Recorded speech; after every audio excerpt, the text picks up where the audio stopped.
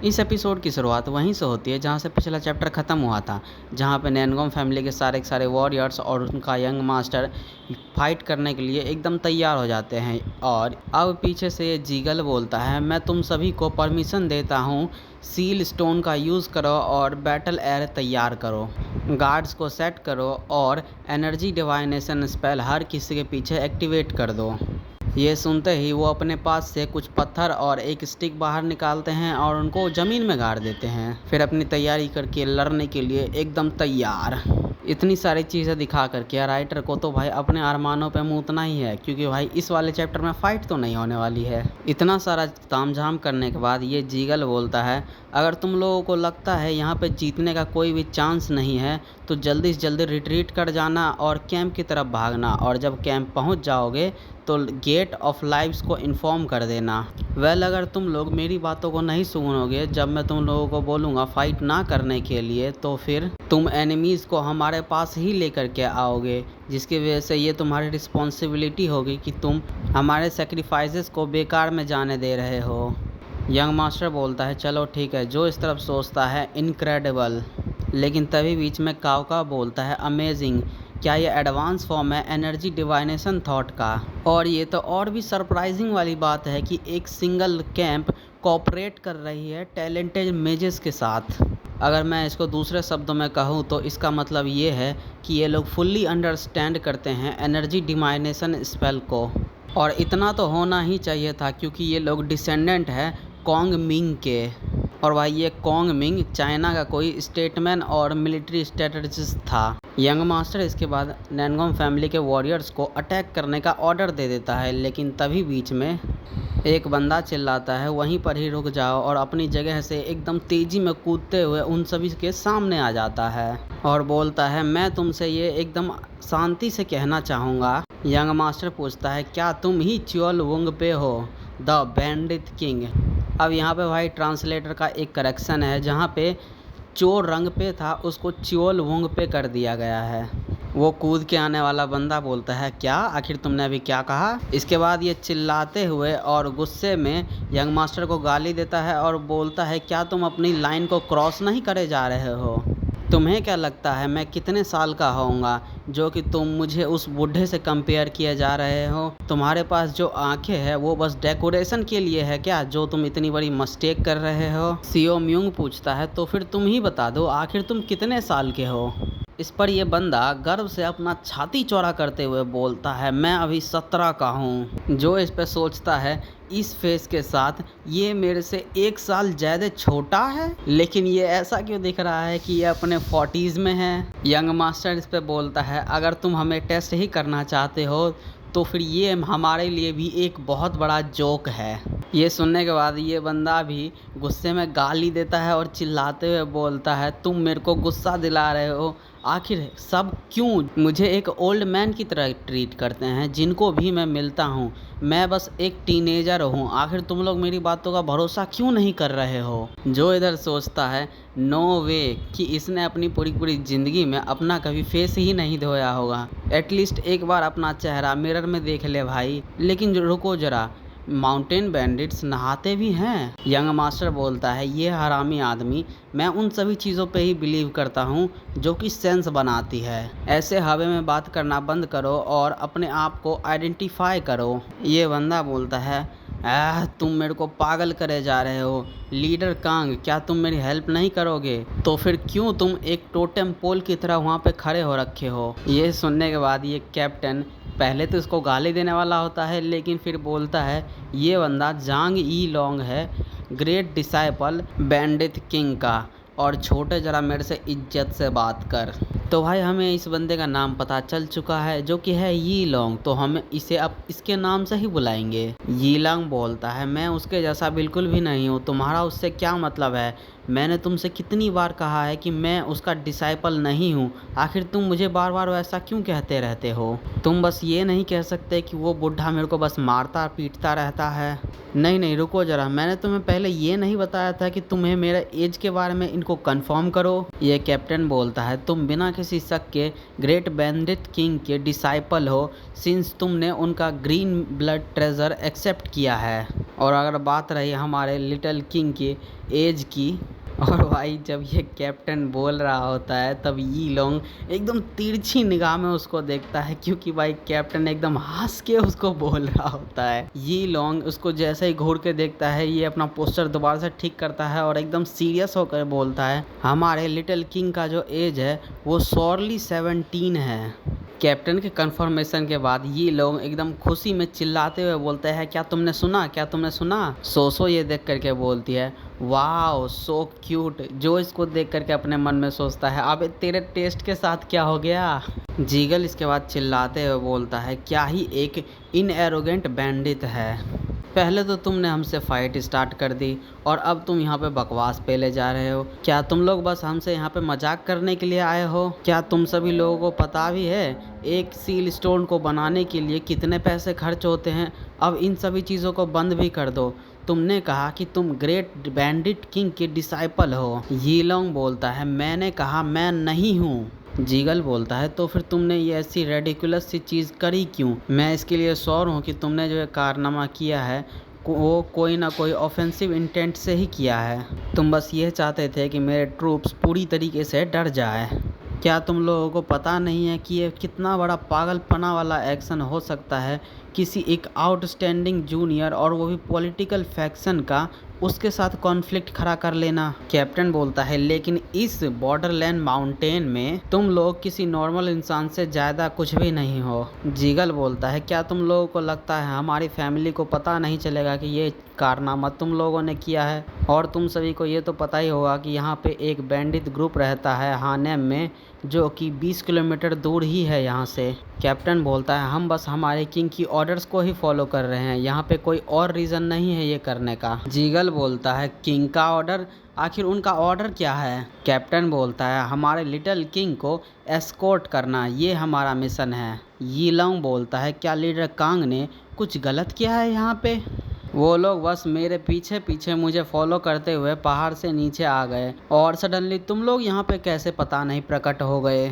Jiggle बोलता है, अच्छा ऐसी बात है तो मुझे तुमसे बात करनी है ग्रेट डिसाइपल बैंडिट किंग के।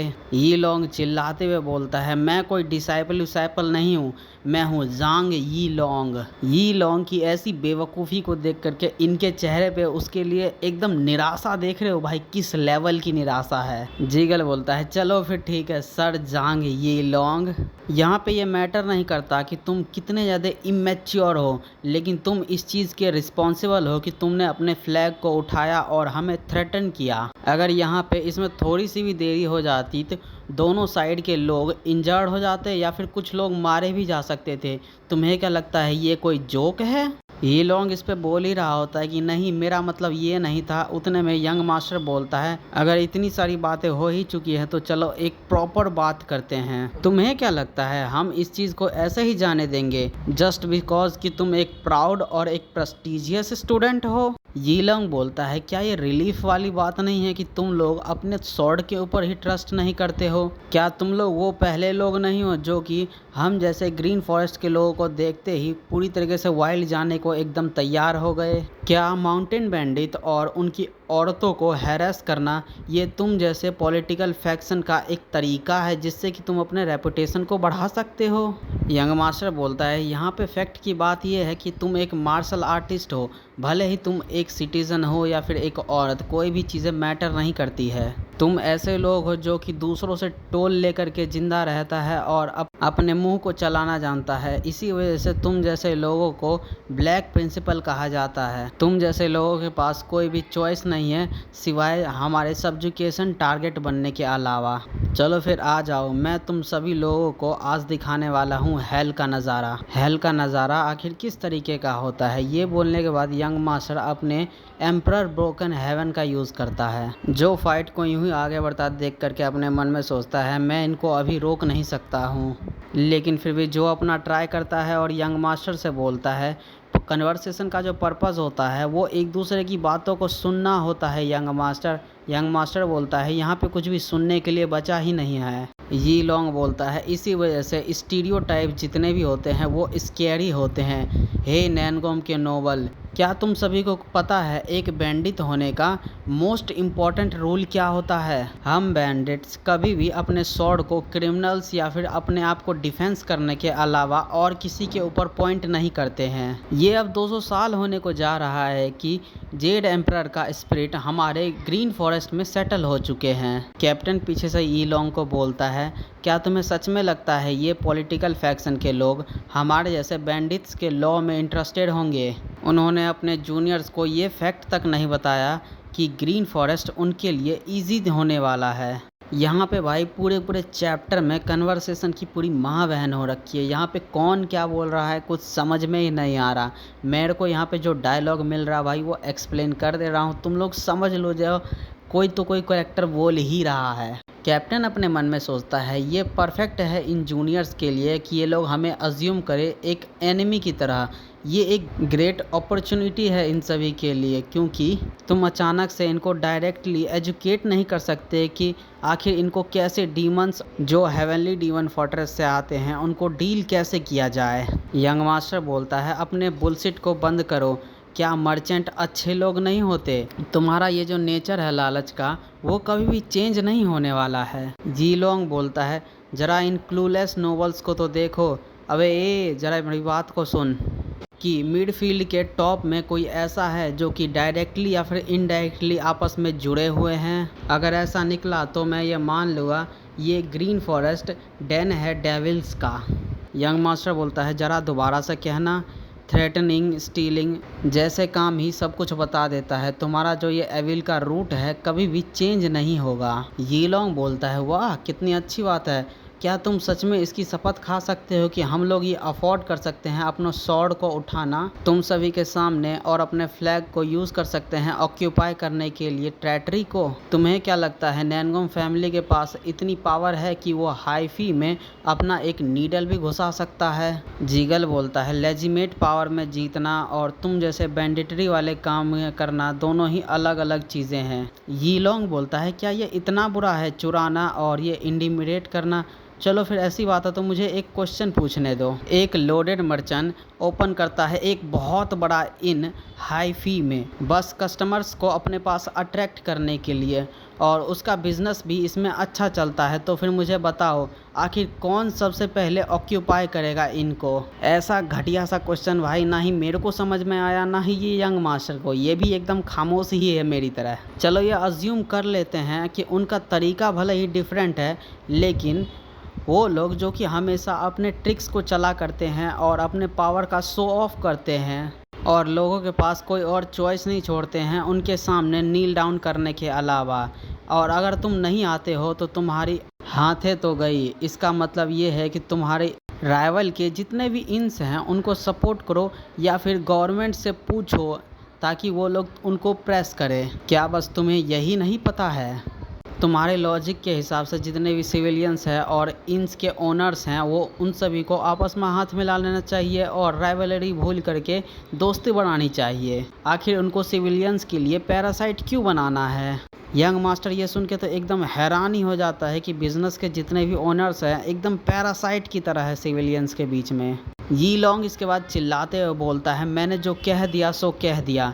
और तुमने हमें क्या कहा था? हम लोग क्रिमिनल्स के झुंड हैं? तुमने कहा कि हम लोग बस जियांगहो ग्रुप और उससे जुड़े हुए मर्चेंट को ही लूटा करते हैं, लेकिन तुम लोगों का क्या?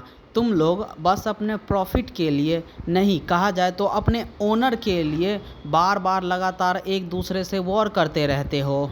जिस तरीके से मैं इसको देखता हूँ हम लोग बस अपने स्वॉर्ड को उठाते हैं और कुछ चीज़ों को चुराते हैं। हम लोग तुमसे कुछ ज़्यादा अलग नहीं हैं जो कि बस फाइटिंग करते रहते हैं एक दूसरे से बस और बस प्रॉफिट के लिए। मुझे अभी 9 फैक्शन के बारे में तो नहीं पता है, लेकिन मुझे इन सभी चीज़ों के बारे में तुम सभी लोगों से तो नहीं जानना है। The 5 generations. ये लोगों को ऐसे बोलता देख करके जो अपने मन में सोचता है इस जैसे बंदे जो कि इतने ज़्यादा बड़े होते हैं वो हमेशा ही बेवकूफ़ होते हैं, लेकिन ये समझदार निकला रे। इसके बाद स्कॉलर की आत्मा निकलती है और बोलती है ये छोटा बच्चा जो लॉजिक दे रहा है वो रिजेंबल करती है ह्यूमन नेचर के युक टोंग को।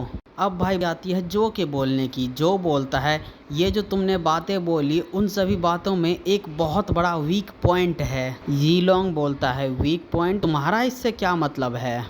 चलो भाई फाइनली ये चैप्टर ख़त्म हुआ है, लेकिन जाने से पहले ये सुनते जाओ। Fuck you author, fuck you translator. क्या बकवास सी लाइनें लिखी हैं और क्या ही बकवास सा ट्रांसलेशन है। साला कुछ समझ में ही नहीं आ रहा कौन बोल रहा है कौन क्या नहीं बोल रहा है। थोड़े सिंपल वर्ड्स का इस्तेमाल नहीं कर सकता था। तो फिर चलो भाई, अगर तुम लोगों को ये वीडियो पसंद आती है वीडियो को लाइक करो और चैनल को सब्सक्राइब करते जाना।